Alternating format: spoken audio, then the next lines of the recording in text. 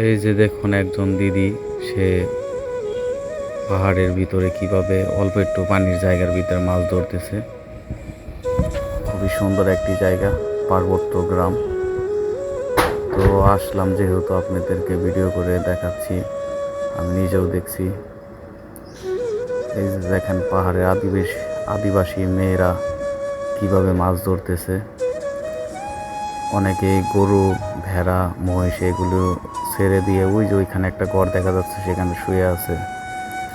খুবই মনোরম একটা পরিবেশ, দেখে মনটা জোড়াই গেল।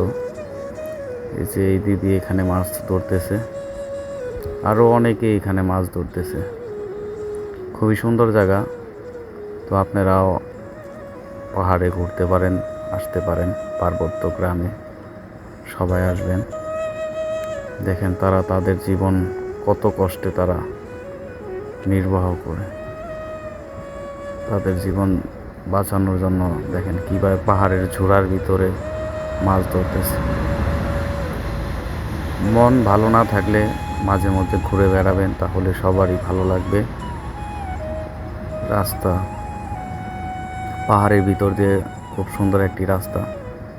তো আমরা মোটর সাইকেল দিয়ে ঘুরতেছি এখানতে মোটর সাইকেল দিয়ে ঘোরাটা অনেক খুবই কষ্টকর ব্যাপার।